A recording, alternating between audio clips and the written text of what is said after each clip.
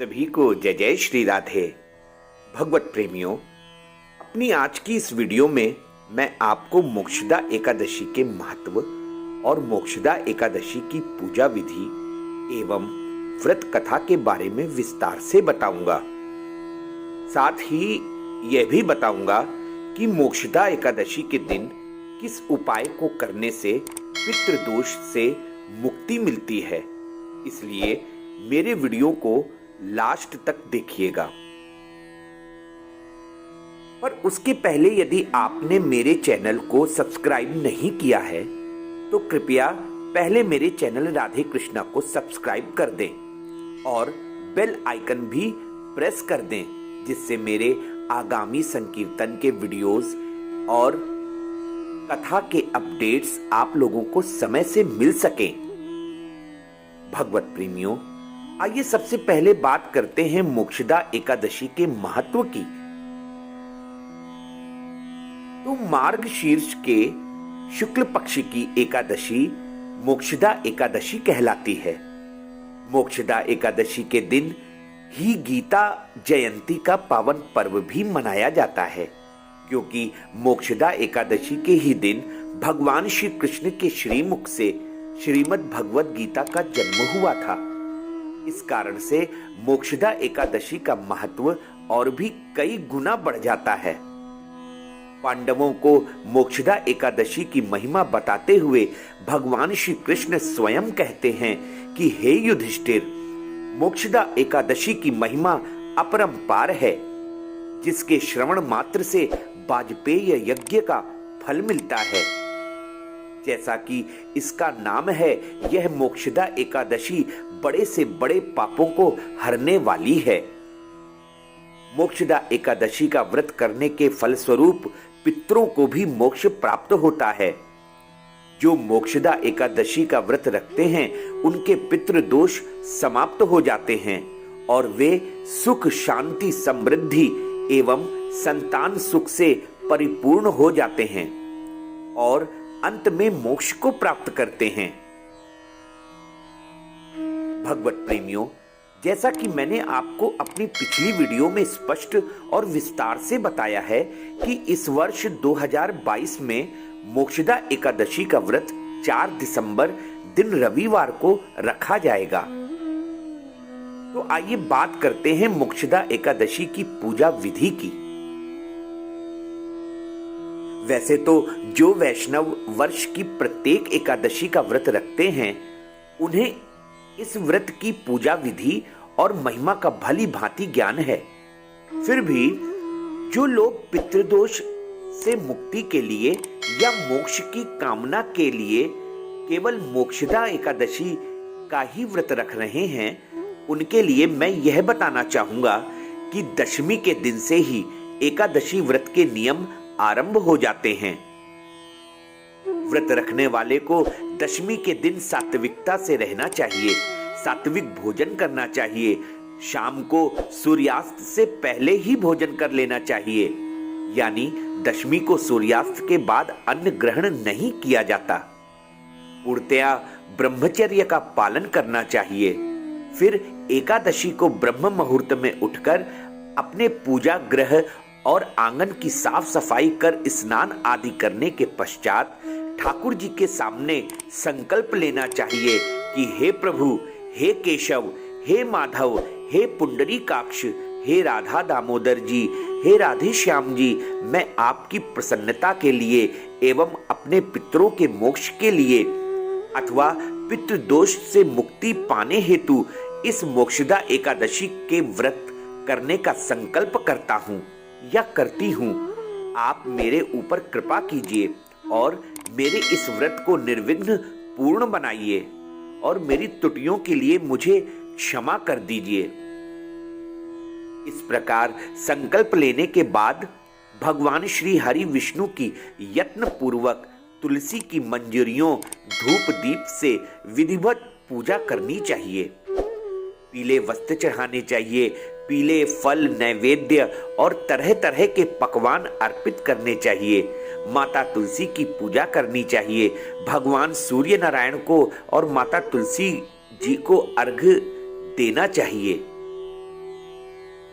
पूरे दिन अन्न नहीं ग्रहण करना चाहिए। हो सके तो निर्जला व्रत करना चाहिए, पर जिनसे निर्जला व्रत ना हो सके वह फलाहार ले सकते हैं। पूरे दिन अपना मन श्री राधा रमण जी, श्री लक्ष्मी नारायण जी, श्री हरि विष्णु जी, श्री हरि गोविंद जी, श्री राधा रमण जी, श्री दामोदर जी के चरणों में लगाए रखने चाहिए। ज्यादा से ज्यादा नाम जप करना चाहिए, खूब संकीर्तन करना चाहिए, खूब भजन करना चाहिए। गरीबों और ब्राह्मणों को दान दक्षिणा देनी चाहिए। फिर संध्या को भगवान की पूजा आरती करनी चाहिए। उनके समक्ष दीप का दान करना चाहिए। फिर एकादशी व्रत की महिमा और कथा श्रवण करनी चाहिए। फिर रात्रि जागरण करना चाहिए, क्योंकि एकादशी के दिन जो रात्रि में जागरण करता है वो ठाकुर जी का अति प्रिय होता है और उसे एकादशी व्रत का पूर्ण फल मिलता है। भगवत प्रेमियों, अब द्वादशी को ब्रह्म मुहूर्त में ही उठकर नित्य क्रिया स्नान आदि करने के पश्चात पुनः अपने गुरुजी की पूजा कीजिए। फिर श्री हरि विष्णु जी के साथ लक्ष्मी जी, श्री राधा रानी और उनके साथ वंशीधर भगवान कृष्ण की पूजा कीजिए। फिर ब्राह्मणों को भोजन कराइए, उनको दान दक्षिणा दीजिए। हो सके तो निर्धनों को उपयुक्त यथासंभव दान दीजिए और उसके पश्चात उचित मुहूर्त में पारण कीजिए। भगवत प्रेमियों, अब आपको बताता हूं कि पितृदोष से मुक्ति का उपाय क्या करें। तो इसके लिए भगवान श्री कृष्ण ने स्वयं पांडवों को बताया था कि जिसके पितृ पापवश नीच योनि में पड़े हों वह इस मोक्षदा एकादशी का व्रत करके उसका पुण्य दान अपने पितरों को करे तो पितर मोक्ष को प्राप्त होते हैं। इसमें तनिक भी संदेह नहीं है। भगवत प्रेमियों, आप सबको बस इतना करना है कि द्वादशी के दिन ब्राह्मणों को भोजन दान दक्षिणा देने के पश्चात और पारण करने से पूर्व हाथ में जल लेकर भगवान ऋषिकेश के सामने उनसे प्रार्थना करें कि हे प्रभु, हे पुंडरीकाक्ष, हे ऋषिकेश, हे राधा माधव, हे लक्ष्मी नारायण, हे राधे कृष्ण, मैं आपके इस मोक्षदा एकादशी व्रत का सारा पुण्य अपने पितरों को दान करता हूं, जिससे मेरे सभी पितृ मोक्ष को प्राप्त होवें और जल भूमि में छोड़ दें। फिर इसके बाद आप शुभ मुहूर्त में पारण कीजिए। पारण हमेशा शुभ मुहूर्त में ही करना चाहिए, वरना व्रत का पूर्ण फल नहीं प्राप्त होता। भगवत प्रेमियों, जैसा कि मैंने अपनी पिछले वीडियो में आप सबको बताया है कि इस वर्ष 2022 में मोक्षदा एकादशी का पारण 5 दिसंबर 2022 दिन सोमवार को प्रातः 6:59 AM से 9:04 AM के बीच कर लेना है। आइए आपको मोक्षदा एकादशी व्रत की कथा सुनाता हूं, जो भगवान श्री कृष्ण ने पांडवों को सुनाई थी।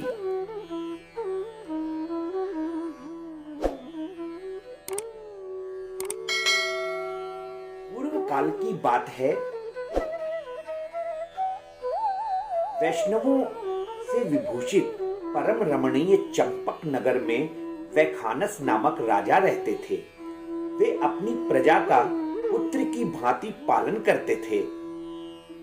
इस प्रकार राज्य करते हुए राजा ने एक दिन रात को स्वप्न में अपने पितरों को नीच योनि में पड़ा हुआ देखा। उन सबको इस अवस्था में देखकर राजा के मन में बड़ा विस्मय हुआ और प्रातः काल ब्राह्मणों से उन्होंने उस स्वप्न का सारा हाल कह सुनाया।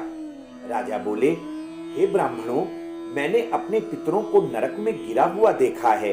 वे बारंबार रोते हुए मुझसे यूं कह रहे थे कि तुम हमारे तनुज हो, इसलिए इस नरक समुद्र से हम लोगों का उद्धार करो। तुझवरों, इस रूप में मुझे पितरों के दर्शन हुए हैं, इससे मुझे चैन नहीं मिल रहा है। मुझे बड़ी चिंता हो रही है। मैं क्या करूं, कहां जाऊं? मेरा हृदय रुंधा जा रहा है। तुझोत्तमों, वह व्रत, वह तप और वह योग जिससे मेरे पूर्वज तत्काल नरक से छुटकारा पा जाएं, बताने की कृपा करें। मुझ बलवान तथा साहसी पुत्र के जीते जी मेरे माता पिता घोर नरक में पड़े हुए हैं, अतः ऐसे पुत्र से क्या लाभ है?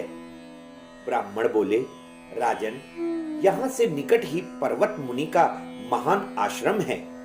वे भूत और भविष्य के भी ज्ञाता हैं। नृपश्रेष्ठ, आप उन्हीं के पास चले जाइए। ब्राह्मणों की बात सुनकर महाराज वैखानस शीघ्र ही पर्वत मुनि के आश्रम पर गए और वहां उन मुनि श्रेष्ठ को देखकर उन्होंने दंडवत प्रणाम करके मुनि के चरणों का स्पर्श किया। मुनि ने भी राजा के आने का कारण और उनसे उनके सातों अंगों की कुशलता पूछी।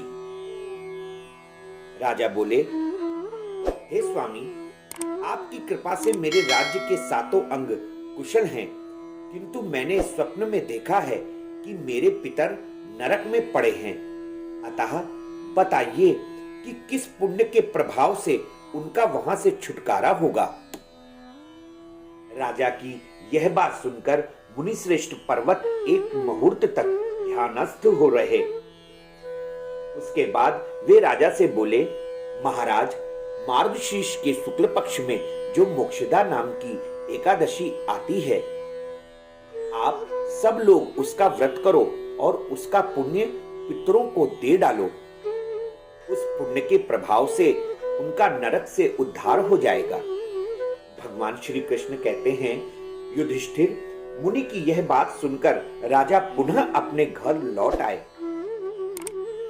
जब उत्तम मार्गशीर्ष मास आया, तब राजा वैखानस ने मुनि के कथनानुसार मोक्षदा एकादशी का व्रत करके उसका पुण्य समस्त पितरों सहित पिता को दे दिया। पुण्य देते ही क्षण भर में आकाश से फूलों की वर्षा होने लगी। वैखानस के पिता पितरों सहित नरक से छुटकारा पा गए और आकाश में आकर राजा के प्रति यह पवित्र वचन बोले कि बेटा, तुम्हारा कल्याण हो। यह कहकर वे स्वर्ग में चले गए। राजन, जो इस प्रकार कल्याणमयी मोक्षदा एकादशी का व्रत करता है, उसके पाप नष्ट हो जाते हैं और मरने के बाद वह मोक्ष प्राप्त कर लेता है। यह मोक्ष देने वाली मोक्षदा एकादशी मनुष्य के लिए चिंतामणि के समान समस्त कामनाओं को पूर्ण करने वाली है। इस महात्म के पढ़ने और सुनने से वाजपेयी यज्ञ का फल मिलता है।